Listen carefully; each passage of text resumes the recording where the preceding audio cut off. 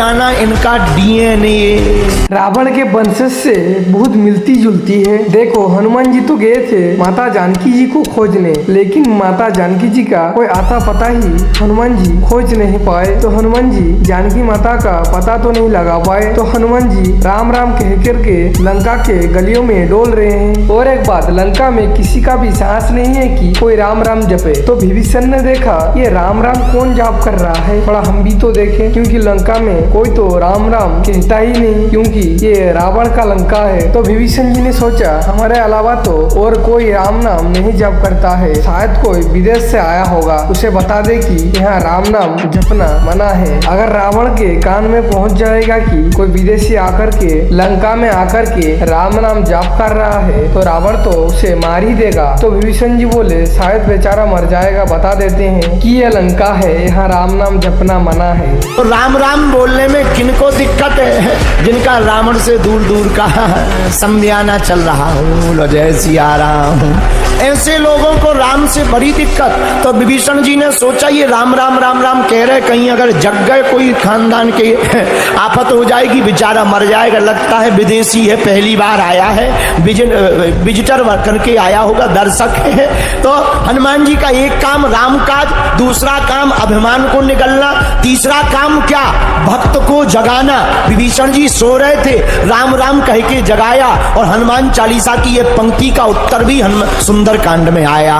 अच्छा, जगे विभीषण जी, जगते बहुत लोग हैं, हम लोग भी जगते हैं, पर जगने, भक्त के जगने का तरीका अलग होता। हम लोग जगते ही मंगाते चाय ले आओ, आजकल तो जागते ही चाय ले आओ। और चाय बड़ी खतरनाक है, इसका मतलब ये नहीं कि नहीं पीना चाहिए, क्योंकि हम भी पीते हैं, पीना तो चाहिए, लेकिन उठते ही राम राम तो कहो, सीताराम तो कहो। तो साधक भक्त जब जगता है तो चाय नहीं मांगता, पहले सीताराम करता है। विभीषण जी जागे तो क्या किया, राम राम राम राम राम राम राम राम राम। और हम लोग जागते बिस्तर पे पड़े ही पड़े, चाय चाय चाय।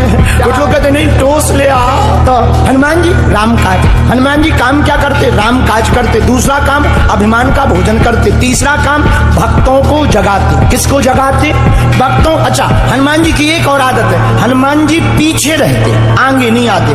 बानर भालू जब जानकी जी का पता लगा कि हनुमान जी आए तो बानर भालू आगे, हनुमान जी पीछे।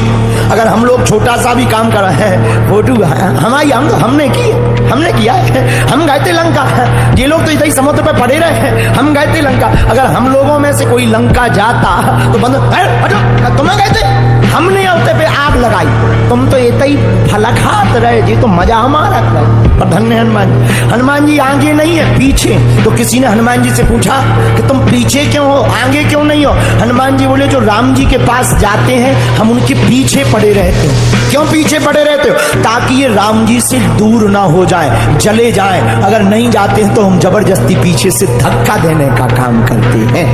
और एक बात, हनुमान जी का पहला काम तो है राम काज, और दूसरा काज है अभिमान, व्यक्ति का अभिमान मिटाना। जैसे गरुड़ जी का ही बात कर लो, गरुड़ जी तो अपने गति पर बड़ा घमंड करते हैं कि हमसे तेज गति से कोई उड़ ही नहीं सकता। तो हनुमान जी ने गरुड़ जी का अहंकार को पल भर में चूर चूर कर दिया। और चक्र सुदर्शन को भी अहंकार हो गया कि भगवान को हमारी बहुत आवश्यकता है, तो उनका अहंकार को भी हनुमान जी ने पल भर में चूर चूर कर दिया। और सत्यभामा जी को भी सुंदर होने का बड़ा घमंड था कि हमसे ज्यादा सुंदर कोई नहीं है इस धरती पे। तो हनुमान जी ने सत्यभामा जी का घमंड भी पल भर में चूर चूर कर दिया। देखो, जब हनुमान जी भगवान के पास जाते हैं और धीरे से भगवान से कहते हैं, भगवान ये आपके बगल में दासी कौन बैठा है? आपके बगल में तो हमारे श्री जानकी जी बड़ी प्यारी लगती है। तो सत्यभामा जी तो गुस्सा में लाल हो गए कि दासी कहते हैं। तो इसी तरह हनुमान जी ने सबका घमंड पल भर में चूर चूर कर दिया।